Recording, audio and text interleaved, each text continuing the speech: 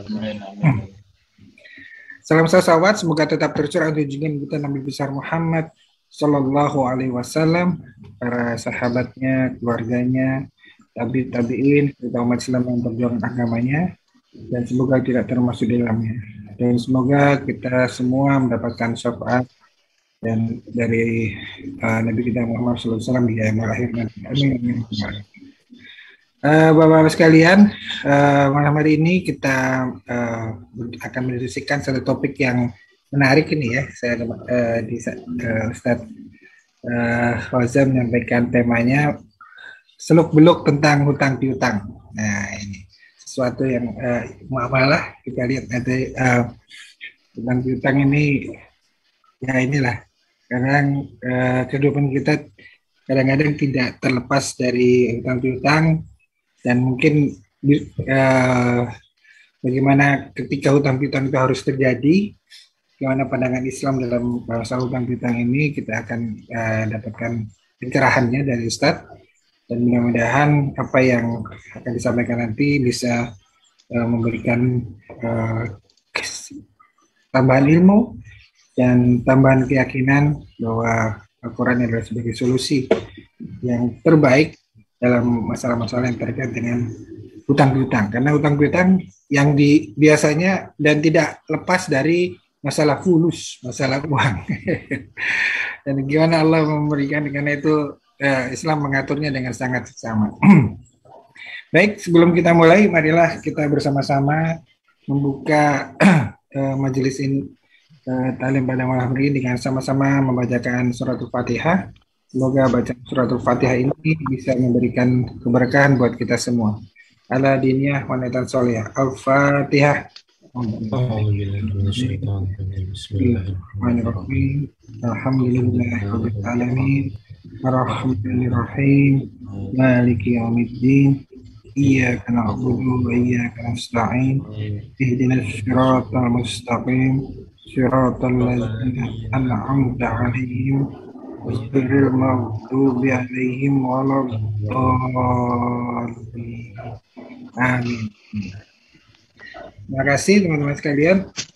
Dan selanjutnya saya serahkan kepada Ustadz Fauzan Akbar Daulay untuk menyampaikan materinya. Tafadhol Ustadz.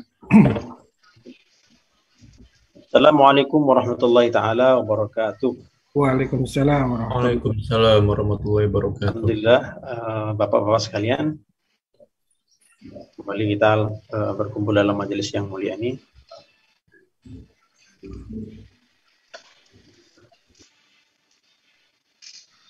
Oke, bapak sekalian, alhamdulillah ini kajian kita. Ini requestnya Pak Adi. Mudah-mudahan ini kita sedikit lah. Kemarin alhamdulillah kita dengan guru-guru kita kemarin ada tafsir, Quran dan sebagainya. Malam ini kita coba untuk kajian muamalah sedikit. Bapak-bapak sekalian yang dirahmati Allah, di dalam Islam itu ada beberapa poin. Hadisnya hadis sahih riwayat Sayyidina Umar bahwa ada 3 kewajiban bagi setiap insan, khususnya kaum muslimin, dalam mempelajari ilmu-ilmu dalam Islam. Apa saja ilmunya? Yang pertama bab mengenai iman, yang kedua adalah Islam, dan yang ketiga adalah ihsan. Jadi 3 ilmu ini itu melahirkan ilmu mengenai bagaimana kita bertauhid kepada Allah, kemudian Islam melahirkan ilmu fikih, dan ihsan melahirkan ilmu tazkiyatun nufus. Nah, dengan rahmati Allah, malam ini kita akan berbincang mengenai seluk-beluk hutang piutang. Dengan rahmati Allah Subhanahu wa taala, Islam itu agama yang tinggi. Sosialnya, baik hubungan kepada Allah Subhanahu wa taala dan hubungan kepada manusia itu sangat dijunjung tinggi. Bukan hanya muamalah, ya, bukan hanya muamalah itu berkaitan dengan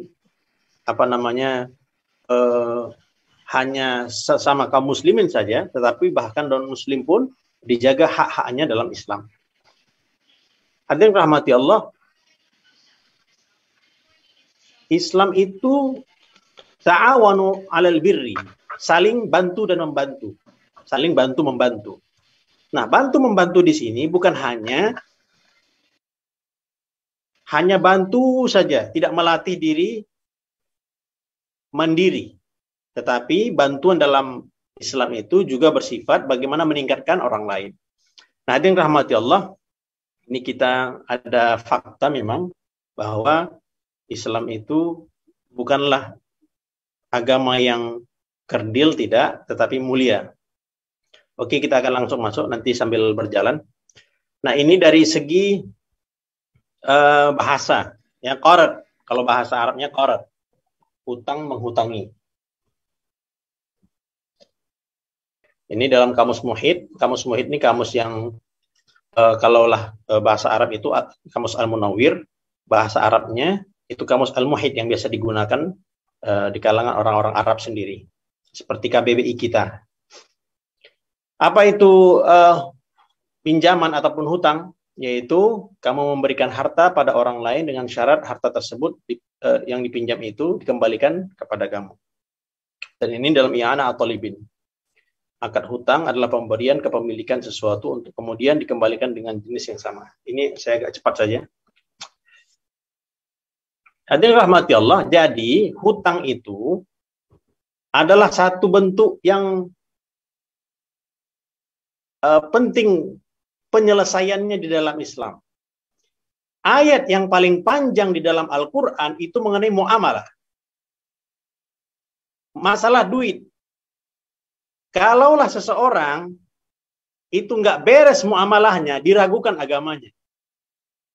Jadi, nanti kita akan masuk ke ayat tersebut, sistem bagaimana berhutang itu. Dan ini kita pujian-pujian Allah ataupun pembicaraan yang disampaikan mengenai hutang. Mengadalladzi yuqridullahu qardan hasana fayudha'ifu lahu ad'afan katsirah. Dulu, Bapak-bapak sekalian, Nabi SAW beliau menyampaikan bahwa di sini ada pinjaman kepada Allah. Di sini ada pinjaman kepada Allah. Siapakah yang mau memberi pinjaman kepada Allah? Maka ini dipahami oleh para sahabat. Salah satu di antaranya namanya Abu Dahdah. Abu Dahdah ini beliau memiliki kurang lebih 600 pohon kurma. Maka ketika beliau mendengarkan ayat ini, beliau pinjamkanlah, wahai Rasulullah, aku datang membawa daripada 600 pohon kurmaku, itu kupinjamkan kepada Allah. Maka 600 pohon kurma tersebut diserahkan kepada Nabi Muhammad SAW, dan Nabi SAW memuji kepada Abu Dahdah. Itu salah satu asbabun nuzul daripada ayat yang seperti ini. Jadi ayat seperti ini banyak, salah satunya Al-Baqarah, dan ada juga surat Al-Hadid. Ada yang rahmati Allah. In tuqridullah qardan hasanan yudha'if lakum wa yaghfir lakum wallahu syakurun halim. Ini kalau kita berusaha untuk meminjamkan harta kita kepada Allah, yudha'if lakum. Ini yang membalasnya Allah. Yang melipat gandakannya itu adalah Allah. Kita diberikan hadiah pembalasan baik dari siapa? Dari Pak Lurah. Ya berapalah, kurang lebih kan, dari Pak Lurah. Kalau dari Pak Gubernur bagaimana? Lebih tinggi lagi. Dari orang yang memiliki kerajaan yang besar, Raja, Sultan Arab, Sultan Dubai misalnya. Kan tentulah pemberian itu sesuai dengan tingkatan ketinggian mereka. Dan ini Allah Subhanahu wa Ta'ala yang melipat gandakan harta. Ini bagi orang yang meminjamkan hartanya kepada Allah. Hadirin rahmati Allah, ini di ayatnya. Paling panjang di dalam Al-Quran itu adalah mengenai uang. Uang yang bagaimana? Utang. Ayat waris, Pak, itu ribet. Kalau dihafal itu, bolak-balik kadang menghafalnya itu. Dan ayatnya panjang. Ayat mengenai harta warisan itu panjang. Dan ayat mengenai hutang itu paling panjang di dalam Al-Quran. Surat Al-Baqarah ayat 282. Itu satu halaman, Pak. Satu halaman. Dan tidak ada spasinya. Satu ayat saja. Satu ayat. Qul huwallahu ahad itu satu ayat. Allahu samad udah masuk yang kedua. Ini satu ayat panjang terus sampai bawah. Surat Al-Baqarah ayat 282. Ini kita baca artinya. Nah, di sini hadirin rahmati Allah. Ya ayyuhalladzina amanu wahai orang-orang yang beriman. Idza tadayyantum bidainin. Satu, jadi Bapak-bapak sekalian, ini adab berhutang. Ini Allah langsung mengajarkan kepada kita tentang adab-adab bagaimana cara berhutang. Kalau kamu buat seperti ini, aman. Tapi kalau tidak dibuat seperti ini, macam-macam masalah akan terjadi. Apa yang pertama? Apabila kamu melakukan utang piutang, satu, utang piutang. Kemudian bagaimana? Untuk waktu yang ditentukan. Waktunya jelas. Minjamnya berapa? Kapan dipulangkan? Minjamnya oke, bulan Januari. Pulangkannya adalah mengembalikannya bulan Februari. Oke, tidak ada masalah. Tanggalnya jelas. Waktu yang ditentukan. Ila ajalim musamma. Karena kadang-kadang kan kita udah 1 juta ya, cincailah kan begitu. Dipinjam teman kita. Ternyata udah 5 tahun nggak dipulang-pulangkan. Dia pun slow saja, nggak teringat. Kadang-kadang begitu. Kenapa? Karena tidak ditulis. Tidak ada penentuan waktunya. Udahlah kan kawan baik. Memang kawan baik. Tetapi kalau masalah hutang ini gawat. Kalau uang, saudara pun kadang-kadang terpisah gara-gara bab uang ini. Maka rahmatullah SWT tadi, hutangnya mesti apa? Ditentukan waktunya. Itu poin pertama. Yang kedua, hendaklah kamu menuliskannya. Ditulis. Ada hitam di atas putih. Sampai begini nih, Allah menjaga hak-hak di antara manusia. Jadi ini panjang ayatnya. Dan hendaklah seorang penulis di antara kamu menuliskannya dengan benar. Ini tertib bagi yang menuliskannya. Kemudian hadirin rahmatullah ta'ala, ini yang saya warna-warna ini poin-poin pentingnya. Bukan hanya ditulis, ada hitam di atas putih, waktu yang ditentukan, tetapi dipersaksikan, pakai saksi. Hutangnya berapa? Hutangnya 5 juta. Hutangnya berapa? 50 juta. Hutangnya berapa? 1 juta. Hutangnya berapa? 100 ribu. Iya, 100 ribu pakai saksi juga. Iya, ini dia yang kuning nih. Saghiran au kabiran. Kecil ataupun besar. Saksinya 2 orang. Laki-laki 2 orang. 2 orang saksi laki-laki di antara kamu. Kalau nggak ada laki-laki 2 orang, jika tidak ada saksi 2 orang laki-laki, maka boleh seorang laki-laki dan 2 orang perempuan. Ini dahsyatnya Allah Subhanahu wa taala itu mengatur bab manusia itu seperti ini.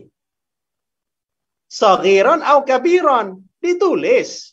Kecil ataupun besar, ditulis, dipersaksikan 2 orang. Kalau kita buat nih Pak, ya sangat-sangat tipis lah istilahnya untuk terjadi penipuan, terjadi kebohongan-kebohongan. Hadirin rahmatullah SWT, kemudian, jadi ada adab-adabnya. Adab bagi yang berhutang dan adab yang bagi yang menghutangi. Ini pertama. Ya, ini yang tadi. Adab bagi yang berhutang. Jumlahnya ditentukan tadi. Kapan waktunya, saksi 2 orang, tulis tepat waktu. Dan untuk yang berhutang, lebihkan ini. Ketika pembayaran, dilebihkan. Diakad Ustadz? Tidak, bukan diakad ini. Tetapi uang terima kasih lah istilahnya. Kalau berhutang, ya berhutang, itu dia menolong kita. Orang yang kita memberikan harta kepada dia, kita sedekah kepada dia. Kadang-kadang orang yang kita berikan sedekah, kadang-kadang nggak perlu juga. Kadang-kadang dia pun cukup juga diberikan hadiah. Kadang-kadang memang dia adalah orang yang mampu. Tetapi kebiasaannya, ini kita dalam arti yang positif ya. Karena memang ketika orang beli barang itu kan ada 2K. Ya, ada memang dia keperluan, itu nggak ada masalah berapapun harganya, namanya perlu. Tapi yang kedua, keinginan. Itu kadang ingin membeli barang-barang yang bersifat untuk kepuasan diri dan sebagainya. Nah, ini yang Bukan seperti itu, tapi ini keperluan kita. Jadi hadirin rahmati Allah, kalau kita berhutang, salah satu di antara adabnya adalah lebihkan. Nabi SAW beliau meminjam unta. Untanya masih muda. Tetapi Nabi membayar dengan unta yang berumur 6 tahun, yang dewasa, yang besar, dagingnya banyak. Itu tertib Nabi. Tetapi bukan di dalam akadnya. Ya. Bukan di dalam akad. Jadi orang yang memberikan hutang kepada kita, itu berarti dia membantu kita. Maka alangkah baiknya juga kita berterima kasih kepada diri. Nah, hadirin rahmatullah, itu ada bagi yang berhutang. Nah ini, orang yang berhutang, hendaklah ini menyelesaikan adab-adabnya. Ini hadis-hadis Nabi mengenai orang-orang yang berhutang. Yughfaru lisyahid kullu dzambin illa ad-dain. Hadisnya sahih, riwayat Muslim. Setiap dosa itu diampunkan Allah. Yughfaru lisyahid, diampunkan bagi syahid. Orang yang syahid fisabilillah pun itu diampunkan dosanya. Semua dosa diampunkan. Kullu dzambin illa ad-dain. Tapi kalau dia punya hutang walaupun syahid, itu tetap ada perhitungannya di sisi Allah. Jadi tidak bisa dia memasuki surganya Allah Subhanahu wa taala sebelum dia menyelesaikan hutang-hutangnya. Nabi tidak mau menyolatkan orang yang dia ada hutangnya. Bagaimana mayat ini? Ada hutangnya? Ada. Nabi tidak mau melaksanakan sholat jenazah. Mengapa Nabi tidak mau melaksanakan sholat jenazah kepada mayat yang berhutang tadi? Sebab kalau Nabi mengimami sholat pada waktu itu, dan mayat tersebut dalam keadaan ada hutang, itu jadi syafaat kepada orang yang mayat tersebut. Jadi bahaya. Nabi tidak mau.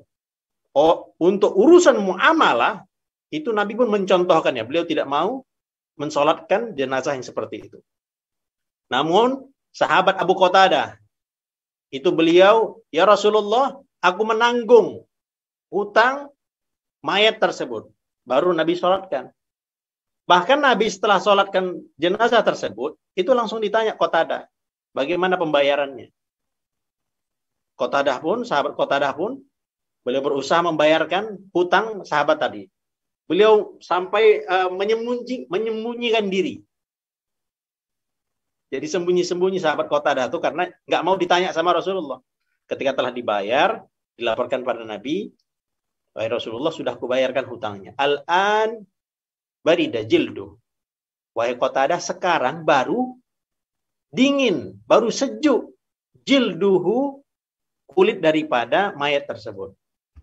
Jadi dengan rahmat subhanahu wa ta'ala, itulah pentingnya pembayaran hutang. Ya.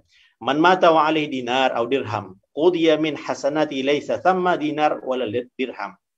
Ini nanti kebaikan-kebaikan orang yang berhutang, kalau dia tidak membayarkan hutang kepada orang yang menghutanginya, maka seluruh kebaikannya akan diberikan kepada orang yang menghutanginya. Siapa yang berhutang, kalau dia tidak membayarkannya ketika di dunia, maka seluruh pahala kebaikannya akan diberikan kepada orang-orang yang dia berhutang kepadanya. Itu hadis riwayat Ibnu Majah. Matlul ghani zulmun. 1, 2, 3, ini hadis yang ketiga. Ini penyakit. Penyakit bagi orang yang berhutang. Apa? Nggak mau bayar hutang, padahal udah ada uang. Matlul ghani zulmun. Jadi kadang-kadang ketika dia berhutang, melas-melas. Ketika berhutang, melas-melas. Tapi ketika sudah menikmati hasil daripada pinjamannya, malas-malas bayar hutangnya. Jadi itu penyakit bagi orang yang berhutang seperti itu. Udah ada uang, tapi malas untuk membayar hutang. Jadi ini hadirin rahmati Allah, ini hadis-hadis mengenai hutang. Ayyuma rajulin, siapa saja yang berhutang dan dia tidak melunasi hutangnya, maka ia bertemu Allah sebagai seorang pencuri. Nah, ini hadis riwayat Ibnu Majah, hadisnya sahih. Hadirin rahmatus subhanahu wa ta'ala. Kemudian poin pentingnya juga, ya, ini orang yang menghutangi. Kita bantu. Kalau kita tidak ada kemampuan untuk membantu dia, maka kita minta maaf. Maaf, saya tidak memiliki kemampuan untuk membantu Anda, dan kita katakan dengan sopan, kalaupun kita tidak mampu untuk memberikan hutang kepada dia, beri bantuan walaupun sedikit. Hutangnya berapa? 5 juta. Kita nggak mampu. Paling tidak kita berikan kebaikan untuk dia. Ya mungkin ya 100 ribu kah, 200 ribu. Jadi dia tidak pulang dengan tangan kosong. Dia pun enak, ketika pulang dari tempat kita. Kemudian kalau dia memang kita berikan hutang, lapangkan pembayaran hutang kepada kita. Kalau dia tidak mampu, misalnya tanggal 25 Maret misalnya, dia tidak mampu membayarkan, ya kita lapangkan, dan ini kita tanya juga dan kita tagih. Kalau ada orang yang berhutang kepada kita, tetap kita tanya dan kita tagih. Sebab supaya membebaskan dia juga daripada azabnya Allah Subhanahu wa taala. Kemudian yang terakhir, bebaskan. Ini sudah kita pahami insyaallah. Kemudian hadirin rahmatullah Subhanahu wa taala, ini langsung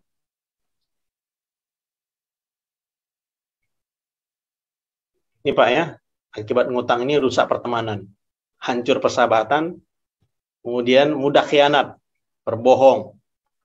Nah, ini banyak nih, warung-warung kecil ini begini nih, tidak melayani bon. Hiroshima hancur karena bom, warung hancur karena bon. Jadi banyak sekali ngempon-ngempon ini hancur jadinya jualan. Padahal kedai kecil kan, warung kecil. Kemudian ada yang rahmatullah SWT, inflasi ya, inflasi. Gimana dulu hutang itu tahun 90-an. Apalagi Pak, tahun 97 kan krisis moneter. Itu tahun 97 $1 itu sebanyak 2.700. Tahun 97 itu dolar itu adalah 2.700. Tetapi ketika tahun 98 itu jadi 17.000. $1 itu sampai 17.000. Jadi begitu dahsyatnya inflasi daripada uang rupiah pada saat itu. Dolar begitu tinggi. Jadi hadirin rahmat subhanahu wa ta'ala, bagaimana ketika hutang itu tahun 90-an nggak dibayar-bayar, sekarang tahun 2022. Bagaimana itu? Jadi ini kita sama juga seperti dulu nih ya. Jadi memang sangat baik memang menyimpan dengan uang dinar, dengan emas, itu aset lah. Ya, uang dinar ini dari Romawi yang digunakan dalam Islam juga. Sama juga bekam juga, bukan istilahnya original dari Islam, tapi dari Tiongkok. Kemudian hadirin rahmatullah subhanahu wa ta'ala, jadi bagaimana hukum mengenai inflasi? Banyak para ulama membicarakannya. Tahun 90 dia berhutang 1 juta. Tentulah tahun 2022 uang 1 juta sudah sangat berbeda nilainya. Dulu waktu kita kecil, mungkin saya kecil dulu lah, uang 500 rupiah ataupun 200 rupiah. Kalau di Medan itu, kalau beli bakwan itu dulu, bakwan ataupun heci ataupun mungkin ate-ate, itu makanannya. Jadi kalau beli itu 50 rupiah masih bisa kita beli gorengan. Jajan 200 rupiah sudah Masya Allah juga untuk anak-anak SD dulu. Nah, jadi kalau zaman saya dengan Pak Ghazali itu dulu saya belanja di warung depan rumah itu 1 perak dulu. 1 perak ya, masih jauh dulu. 1 perak. Limper Ya, saya ingat ya. 5 perak. 5 perak itu saya bisa naktir 2 orang teman gitu. Iya. Sekarang 500 rupiah bayar parkir pun nggak diterima sama orang parkir. Tukang parkir. Jadi Bapak-bapak sekalian dirahmati Allah, gimana kalau inflasi itu? Dulu utangnya tahun 90-an itu utangnya 1 juta. Sekarang ya sangat jauh kan begitu. Nah, jumhur ulama ini tidak saya tampilkan di belum sempat tadi nulisnya. Jadi jumhur ulama memang pendapat 4 mazhab, ya jumhur ulama. Berapa hutangnya? Segitu memang dibayar. Hutang 1 juta walaupun tahun ini ada beberapa pendapat akan saya sampaikan. Jadi jumhur ulama memang berapa dia berhutang, segitu memang dibayar. hutangnya 1 juta tahun 90, tahun 2022 pun 1 juta juga. Mengapa seperti itu? Karena inflasi itu yang terjadi bukanlah kehendak daripada orang yang berhutang ataupun yang menghutangi. Itu memang terjadi karena memang begitulah keadaan alam. Itu salah satu alasannya. Jadi, maka untuk yang hal seperti itu resiko bagi orang yang menghutangi. Kalau kita mau ikut pendapat itu adalah risiko. Jadi kalaulah mau menghutangi, jangan sampai tempo yang panjang, maka ditentukan kapan bayarnya. Kalau sebulan, 2 bulan, bulan depan, begitu. Jadi bukanlah sampai puluhan tahun seperti itu. Itu pendapat pertama. Dan yang digunakan oleh Syekh bin Baz pun seperti itu juga. Syekh Utsaimin pun seperti itu juga. Dan Lajnah Daimah Saudi Arabia pun seperti itu juga. Hutangnya 1 juta tahun 90, sama juga di tahun 2022 juga dibayar 1 juta. Itu pendapat siapa? Para ulama tadi. Termasuk jumhur juga dan para ulama di Saudi. Nah, pendapat yang kedua, ini pendapat Syekh Abu Yusuf, muridnya daripada Imam Abu Hanifah. Nah, beliau mengatakan bahwa mesti disesuaikan. Ya, namanya juga tahun 90 dengan tahun 2022. Ya beda, uang 1 juta dulu dengan uang sekarang. Kalau mungkin uang 1 juta dulu bisa dapat apa mungkin Pak Didi? Tahun 90-an. Gede dulu. Orang tua saya gajinya segitu dulu. 1 juta zaman sekarang, Masya Allah. Ya. Jadi hadirin rahmat SWT. Nah, jadi berapa harga di tahun 90 itu mesti dihitung kadarnya itu. Dan itu disesuaikan dengan zaman sekarang. Pendapat siapa? Syekh Abu Yusuf. Jadi kalau seperti dinar kan dulu zaman Nabi itu 1 dinar dulu kan bisa beli kambing. Sekarang bertahan. 1 dinar pun bisa juga beli 1 kambing. Itu kalau kita pakai uang emas. Tetapi masalahnya kita pakai uang kertas. Yang mana nilainya pun berubah-berubah. Maka Syekh Abu Yusuf dan juga diambil pendapatnya oleh Syekh Abu Wahba Az-Zuhaili, jadi ulama kontemporer, Syekh Wahba Az-Zuhaili namanya. Syekh Mustafa Az-Zarqa juga begitu juga, bahwa dulu dengan sekarang beda. Jangan sampai terjadi kerugian antara orang yang tadi berhutang dengan yang menghutangi. Jadi disepakati berapa harganya. Berapa dulu, sekitar berapa emas itu berapa. Dan sekarang berapa. Jadi disesuaikan harganya. Jadi supaya tidak terjadi ketimpangan. Pendapat siapa itu? Pendapat Syekh Abu Yusuf, yaitu muridnya Abu Hanifah. Dan ulama sekarang, yaitu Syekh Wahba Az-Zuhaili. Jadi hadirin rahmatullah SWT, untuk bab hutang ini memang kita perlu berhati-hati juga.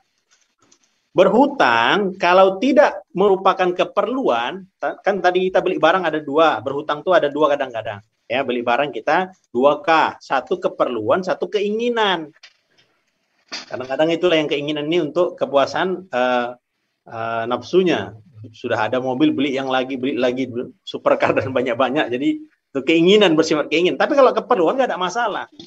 Nah, orang yang dia berhutang karena keinginan tadi, ya, hukum asalnya makruh. Tidak boleh seseorang itu dia berhutang. Diusahakan nggak boleh berhutang. Dijaga dirinya. Nah, kalau ada orang berhutang berarti dia terpaksa. Barulah pada saat itu dia boleh berhutang. Jadi bukanlah istilah sunnah berhutang itu, tidak. Nah, hadirin rahmatullah SWT, kemudian jadi perlu ada akad-akad di dalamnya. Ya, perlu ada akad-akad yang jelas seperti tadi. Dan ada hal-hal yang haram ketika berhutang itu. Apa diantaranya? Yang pertama, ketika ini berkaitan dengan jumlah, ya, berkaitan dengan jumlah ataupun ukuran. Jadi 1 juta disyaratkannya menjadi 1,5 juta ketika pembayaran hutang. Itu jelas ribanya. Ya, 1 juta dilebihkannya. Ada jumlah. Pertama jumlah. Ya, 1 juta dibayar dengan 1,5 juta dan disyaratkan. Itu haram. Itu yang pertama. Yang kedua, mengenai pemanfaatan benda. Ini contohnya, dia pinjamkan kepada tukang rental mobil. Ada tukang rental mobil meminjam uang sebanyak 200 juta misalnya. Si A meminjamkan uang kepada tukang rental mobil sebanyak 200 juta. Nanti ketika si A mau rental mobil, minta harganya diringankan. Ini termasuk diharamkan juga. Jadi para ulama terdahulu, mereka tidak mau ketika mereka memberikan hutang, tidak mau sedikit pun mengambil manfaat daripada orang yang dihutangkannya. Itu dari segi pemanfaatan benda. Jadi kalau ada orang yang dia menggadaikan barang, saya gadaikan sawah saya gadaikan rumah saya. Jadi ketika rumah itu diserahkan kepada yang dia berhutang kepadanya, maka rumah itu tidak digunakan oleh yang memberikan hutang. Ya, si A memberikan hutang kepada si B, dan si B itu menyerahkan barang sebagai gadaiannya, maka rumah tersebut tidak digunakan oleh si A. Itu yang sebetulnya. Jadi ada yang rahmat subhanahu wa ta'ala, itu hal-hal yang diharamkan ketika menghutangkan kepada orang lain. Nah, zaman sekarang supaya menghindari hal-hal yang seperti itu, kalau kita menghutangi, hendaklah kita ketahui dahulu. Kalau boleh ada jaminannya. Kalau ada jaminannya, maka dia akan ada kesungguhan untuk membayar hutang. Jadi juga menghindarkan daripada kebohongan-kebohongan dan sebagainya. Nah, misalnya kalaulah si yang berhutang itu dia menyerahkan motornya, dia menyerahkan rumahnya, ya, dan dia tidak mampu bayar, maka kita boleh untuk menjual rumah tersebut, boleh menjual motor tersebut dan mengambil sejumlah uang yang dia berhutang kepada kita, dan sisanya kita serahkan. Jadi kita juga melihat harga yang berlaku umum ketika itu, kita ambil dan kita serahkan sisanya. Sama juga ketika ada orang yang nggak mau bayar hutang nih, lari aja dia. Dia berhutang kepada kita, tapi dia nggak mau bayar hutang kepada kita. Maka kita boleh untuk mengambil harta mereka. Kan udah perjanjian nih semua, udah perjanjian, udah bagus, tapi dia lari-lari orangnya. Maka kita berhak mengambil barangnya, ya dengan tentu mungkin kita karena berkaitan dengan masyarakat, jadi kita dengan mungkin Pak Lurah dan sebagainya kita izin masyarakat, ya. Kemudian bisa kita ambil hartanya, kita jual dan pulangkan sisanya. Jadi begitulah kurang lebih akad muamalah yang kita lakukan saat ini. Demikianlah mungkin Bapak-bapak sekalian, kita diskusi mungkin kira-kira. Ada beberapa memang kualitas juga seperti sekarang juga, dulu ngutangnya beras Raskin, tapi diminta bayarnya beras Cianjur ataupun beras Hongkong misalnya yang tinggi, ataupun beras basmati. Ngutangnya dulu beras Raskin tapi minta dibayar dengan beras basmati, ya tidak cocok seperti itu. Jadi itu termasuk ya riba juga. Oke, seperti itu Pak kira-kira. Ya Ustaz, terima kasih. Ini slide-nya tadi berhenti di situ, memang ada masalah teknis atau memang slide-nya itu aja? Iya, nggak saya tampilkan semua juga, Pak. Oh gitu.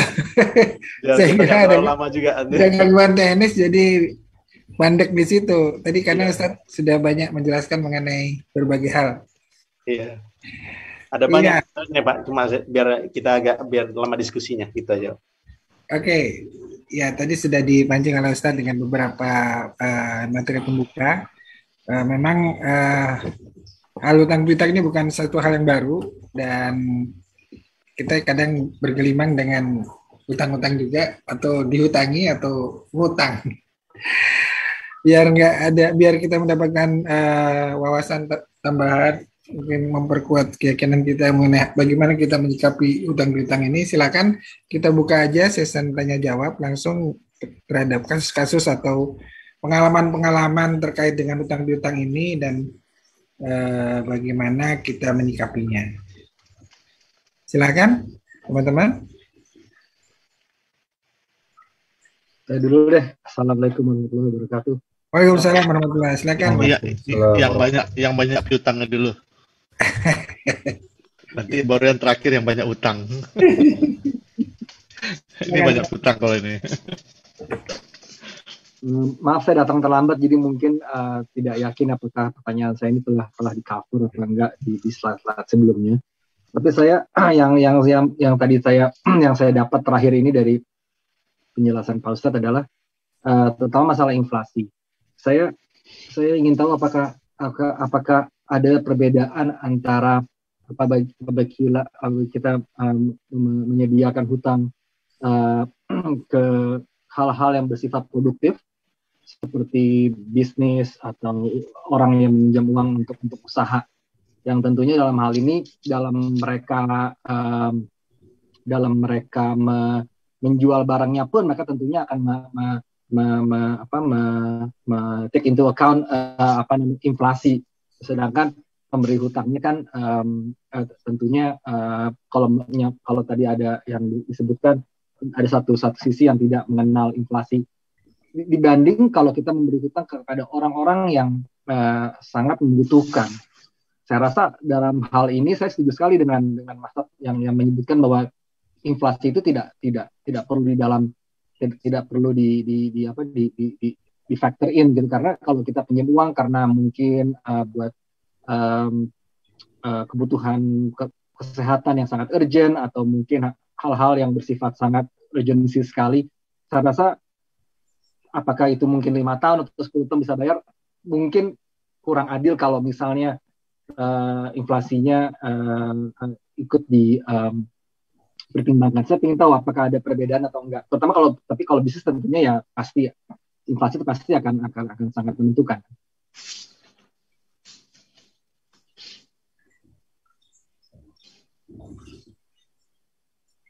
Ya, gimana? Itu pertanyaannya mengenai inflasi, apakah harus dipenyesuaian gitu ya, Mas Adit ya? Ketika dia berhutangnya itu karena dia berhutang karena kebutuhan keterpaksaan sehingga dia berhutang 1 juta. Tapi ketika dia baru bisa kembalikan tahun depan nilai 1 juta ini, apakah juga harus disesuaikan dengan inflasi, atau dia untuk mengumpulin 1 juta untuk bayar hutangnya itu aja dia sudah susah payah gitu loh, Ustaz. Ya, betul. Dibandingkan dengan berhutang untuk bisnis atau yang produktif usaha di mana kalau berhutang usaha kan produktif itu masih wajar, tapi kalau dia berhutang karena untuk memenuhi kebutuhan konsumtif dan untuk berjuangkan hidup misalkan, dan dia ngumpulin tahun depan baru bisa bayar utang, apakah dia juga harus menyesuaikan dengan inflasi nilai 1 juta itu di tahun itu gitu pada saat melunasi Mas? Ya. Jadi Bapak yang dirahmati Allah SWT, memang untuk pendapat yang pertama itu memang cukup berat lah istilahnya kita jangka panjang ya. Kalau jangka panjang dari tahun 90 tahun 2022 itu kan Masya Allah bedanya luar biasa. Nah jadi solusinya gimana? Kalaulah kita menghutangi kepada orang lain, tetap Pak ya, kita menghutangi ya. Tentukan tadi ya akad-akadnya itu tadi, tahapan-tahapannya mesti jelas, ditulis, disaksikan 2 orang, 2 orangnya laki-laki. Jadi 2 orang ini, jadi Pak, bahkan saran para ulama itu kalau berhutang pun kalau bisa yang kumisnya tebal, yang tegap badannya, jadi ditakuti. Jadi sampai akad itu seperti itu dituliskan Allah Ta'ala dalam Al-Quran yang paling panjang suratnya, Ayatnya. Ya, paling panjang ayatnya. Mesti ditulis, waktunya ditetapkan, disaksikan 2 orang laki-laki. Kalau tidak 2 orang laki-laki, 1 orang laki-laki dan 2 orang perempuan. Nah, jadi kalau mengikut pendapat yang pertama, ya kalau memang kita istilahnya lapang dada, silakan, tak ada masalah, ya. Tetapi solusinya, kalau boleh pembayaran hutang itu dipercepat, ya, tidak lama-lama. Maka perlu ajalim musamma. Jangan kita berapa hutang udah kita kasih aja 1 juta, 2 juta. Terakhir nggak teringat dia. Ajalim musamma mesti ditulis. Walaupun kawan, walaupun saudara, dipersaksikan. Ada hitam di atas putih pakai materai. Kalau tidak seperti itu ya beginilah ada di zaman sekarang. Nah, kecuali kalau dari awal kita memang melihat orangnya. Oh ini memang parah kehidupannya nih. udahlah saya kasihlah 2 juta, ya udah 2 juta lah. Kalau dibayarnya alhamdulillah enggak juga saya sedekah, itu enggak ada masalah. Itu enggak kita tagih atau tidak kita tulis. Tapi kalau kita masih berharap uang itu kembali, maka hendaklah tahapan-tahapan tadi kita buat. Kadang memang dia berhutang hanya 1 juta, tapi ada 20 orang yang berhutang 1 juta kepada kita.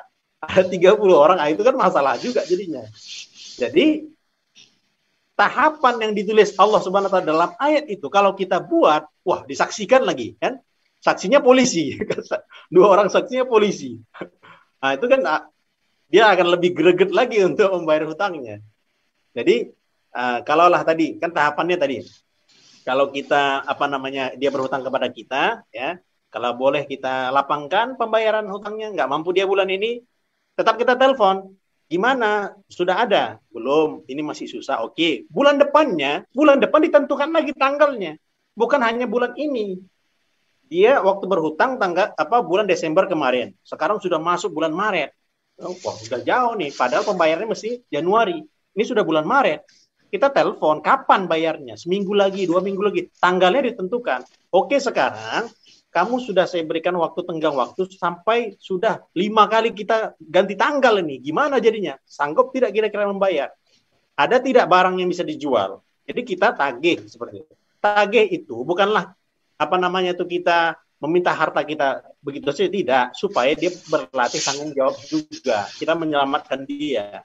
Sebab orang yang berhutang susah kehidupannya di dunia sebelum dia di akhirat. Di akhirat bermasalah, di dunia pun bermasalah.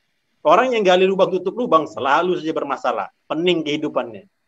Jadi Bapak yang dirahmati Allah Subhanahu wa taala, jadi tahapan tadi saghiran au kabiran, itu memang kecil ataupun besar utangnya itu memang mesti ditulis, dipersaksikan.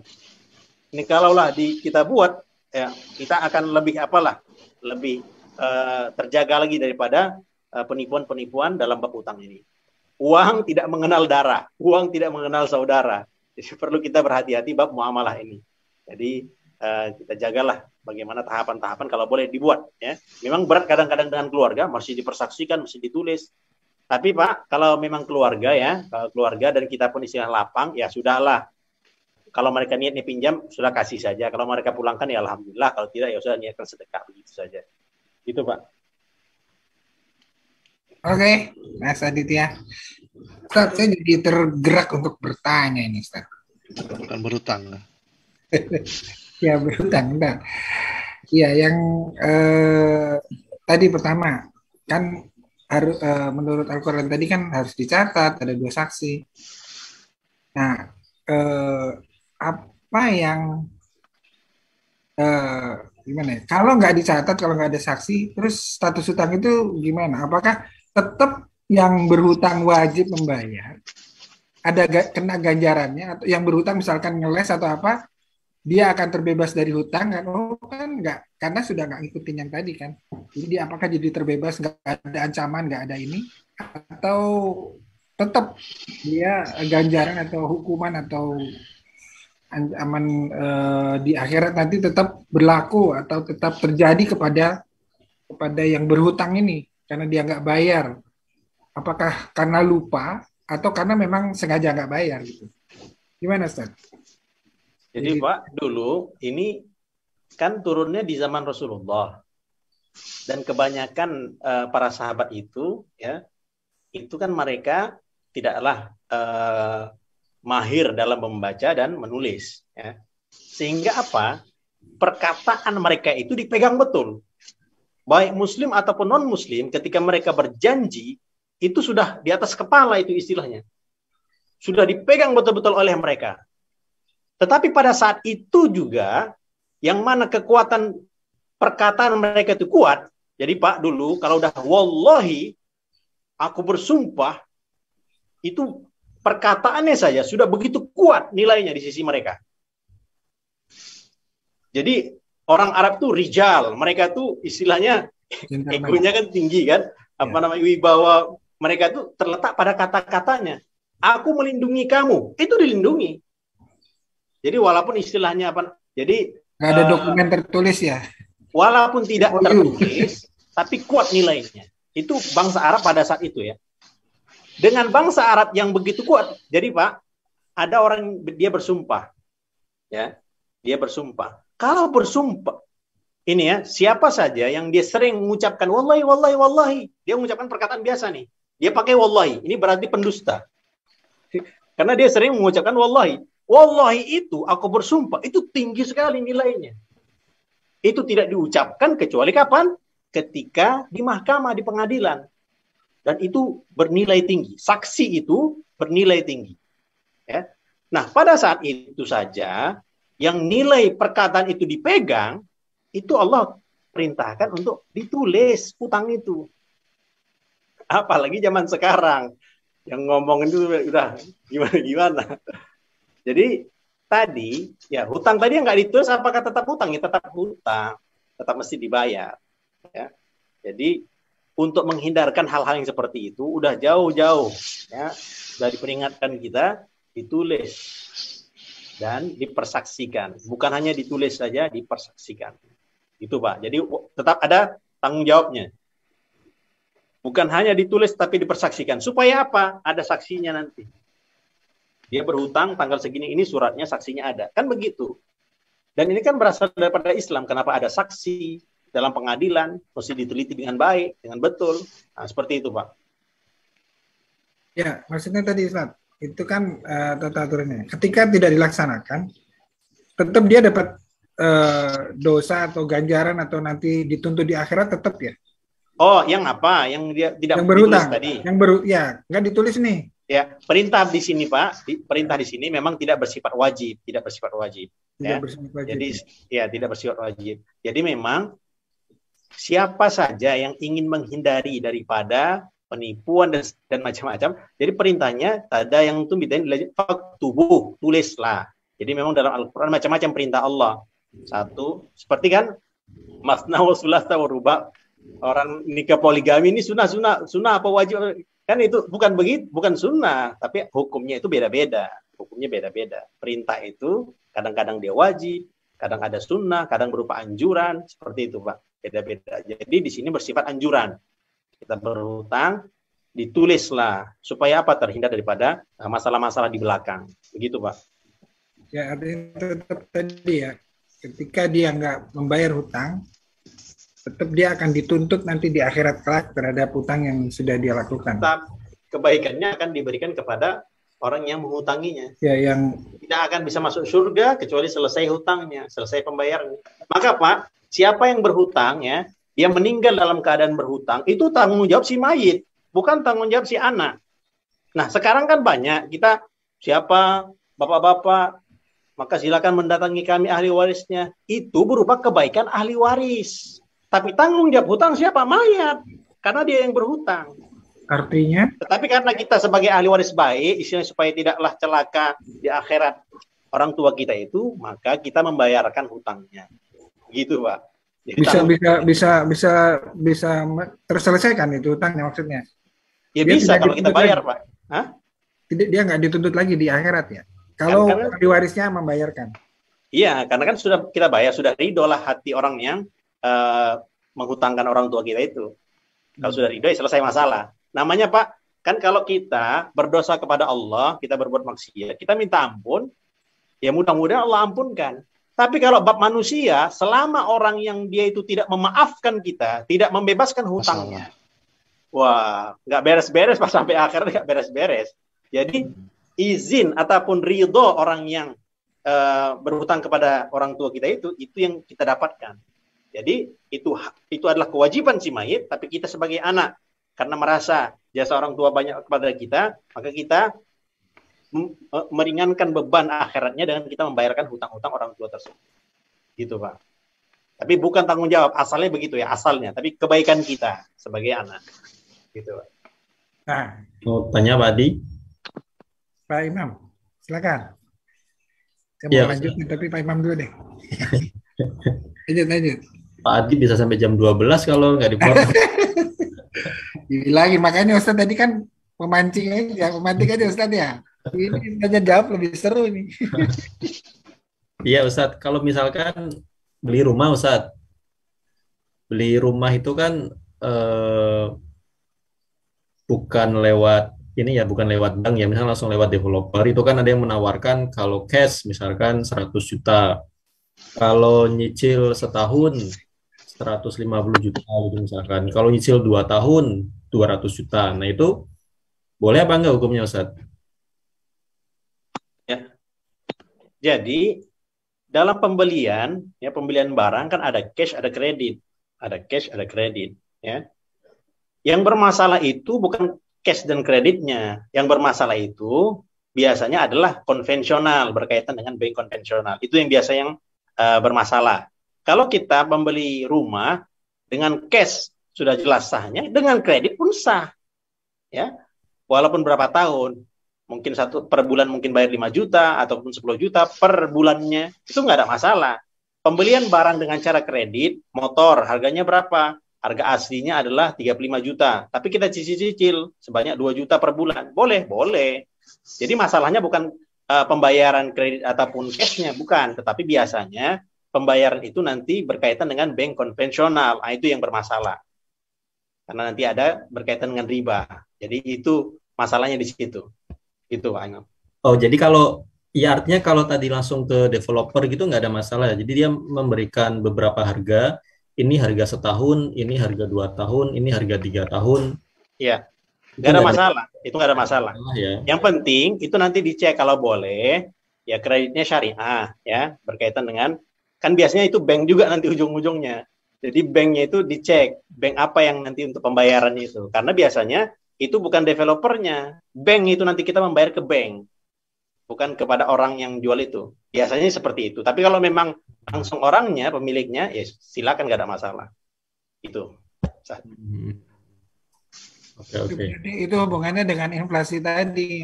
Nilai rumah dan tanah ketika 2 tahun jauh lebih besar daripada ketika setahun. Mungkin gitu, Ustaz, ya? Arahnya nanti ke inflasi tadi, ya? Ya. Ya, artinya memang, kalau menjual pun, misalkan nih, saya mau jual barang, jadi saya boleh memberikan beberapa harga gitu ya, Ustaz, ya. Kalau kamu mau bayar setahun, harganya segini. Kalau kamu mau bayar 2 tahun, harganya lebih besar. Itu boleh ya berarti ya? Iya, sama juga. Barang kecil ataupun besar sama juga. Kalau di Medan itu ada orang-orang yang dari Jawa Barat, itu jualannya seperti itu. Mereka nyimpan-nyimpan apa? Dari Tasik itu sandal. Iya. Banyak itu di Medan itu seperti itu. Jadi mereka kreditnya ya kadang bayar 10.000 setiap minggu begitu, 10.000 per minggu, karena jualan-jualan mungkin nggak terlalu besar kan, mungkin kuali ke apa gitu-gitulah, yang alat-alat peralatan masak yang agak bagus itu. Jadi nggak ada masalah untuk harga itu, cash ataupun kredit seperti itu. 2 tahun, 3 tahun, 10 tahun. Sebab memang melihat keadaan tadi kan, harganya kan berubah-ubah juga. Apalagi inflasi itu yang luar biasa. Oke, terima kasih, Ustaz. Pak Adi, mohon izin. Pak Ghazali. Pak Ghazali, silakan. Terima kasih, Bapak-bapak, mohon izin. Nah, Ustadz, saya pengen tanya masalah tadi kan kalau Ustadz Imam kan masalah pembelian rumah atau apa. Nah, saya masalah kredit mobil. Nah, kredit mobil itu seumpama saya kredit dalam jangka waktu, Pak Didi jangan ketawa, pinjam saya soalnya. Ini serius, true story. Nah, saya beli mobil, kata istri saya itu 4 tahun gitu. Kata istri saya 4 tahun. Nah, saya nggak ketawa, saya tutup telinganya. Nah, sekarang itu sudah berjalan 3 tahun, Ustadz. Nah, masih setahun lagi kan berarti kan gitu. Nah, seandainya, naudzubillah min dzalik, kalau saya udah dipanggil duluan, nah ini apakah sisanya ini kalau saya nggak bayar itu apakah juga kena ke ahli waris saya atau tetap saya harus bertanggung jawab masalah itu gitu, sedangkan saya udah nggak ada gitu. Terima kasih, Ustadz. Ya, jadi Pak, seperti tadi ya, itu hutang-hutang kita yang kita berhutang ketika masih hidup ini, itu tanggung jawab kita. Kalau udah mati gimana? Sama juga, kalau udah meninggal juga tanggung jawab kita. Tetapi kebaikan orang-orang keluarga kita kan, nah, apalagi kan itu nanti kan turunnya ke mereka, harta waris, ya. Kan nanti nggak turun, bukunya, kecuali kan setelah selesai pembayaran. Nah, Jadi itu diteruskan oleh anak-anak. Itu tanggung jawab kita sebetulnya, tapi mereka yang mengambil alih. Dan itu kan nanti bisa dibagi bab waris kan. Jadi diselesaikan hutangnya seluruhnya, mungkin dengan aset-aset. Jadi ketika seseorang itu dia meninggal, itu selesaikan hutang-hutangnya itu daripada harta si mayit. Ya. Hutang-hutang itu selesaikan daripada harta si mayit. Nah, sisanya itu baru diberikan. Kalau ada wasiat, kurangkan wasiat. Ya, kemudian baru sisanya harta waris. Jadi tahapan-tahapannya ada. Bahkan kain kafan pun itu dari harta kita sendiri, mayat. Kain kafan gitu. Sampai seperti itu ya. Sama biaya penguburan. Nah, biaya penguburan juga. Mahal. Biaya penguburan di Hong Kong. Iya, kalau di Hong Kong. 48.000. Tapi orang Indonesia udah pulang kok. Insya Allah semua dibawa pulang. Lebih pulang lebih mahal lagi. Iya. Sekarang kargo 84. Ini 120.000. Oh. Tapi kalau Indonesia 84 Bapak. 84 sekarang. Oh, ekonomi. Iya benar. Pakai wifi. Hari ini ada yang meninggal juga, besok dibawa pulang. Itu 84.000 dengan biaya jenazah untuk ya. mandikan. Ya. Iya, Nakruan 84. Kalau ini di Garuda waktu itu saya tanya 120. Pak Ustadz, kalau seandainya menyambung ke pertanyaannya Pak Ghazali tadi, maaf sebelumnya, kalau misalnya ahli warisnya memutuskan untuk mengambil alih hutangnya bagaimana? Seandainya misalnya cicilannya tadi misalnya 1 juta per bulan, terus ahli warisnya bilang, oh ya udah karena kita dapat mobilnya, kita terusin aja pembayaran hutangnya tuh tinggal setahun lagi, insya Allah lunas tahun depan. Apakah lebih baik kalau mengacu ke saran yang sebelumnya, apakah lebih baik mobilnya dijual terus uang hutangnya ditutup minggu itu juga? Jadi itu terpulang kepada keluarga kalau memang mau diteruskan, sebab memang itu jadi harta waris juga kan, pembayarannya sudah berlangsung lama, tinggal setahun paling kan gitu. Jadi kalaulah mereka langsung mungkin mengalihkan, misalnya dijual langsung kepada yang lain dengan meneruskan pembayarannya, atau mereka teruskan sendiri dan mereka gunakan dan nanti dijual mungkin dan dibagi-bagi harta warisnya, itu terpulang kepada mereka. Yang penting maslahat untuk keluarga bagaimana. Dan memang dengan harga yang tertinggi, ya, dengan harga yang tertinggi juga ketika menjual mobilnya ataupun rumah dan sebagainya, dengan harga yang patutlah untuk keluarga semua. Karena berkaitan dengan warisan kan, begitu. Istilahnya itu disusui ya, dibeli, misalkan dibeli sama anak nih. Pak Ghazali punya 3 anak, nanti salah satu anak mau beli, oke, mobilnya saya beli dengan harga sekian. Nah, sekian digunakan untuk menutup hutang ke bank, sisanya bisa jadi sebagai harta waris yang dibagikan lagi. Jadi uang yang dibayarkan itu Pak, dihitung semua dulu. Pembayaran ke bank itu apa, kemudian ketika sudah dapat bukunya, itu mobil mau diapakan.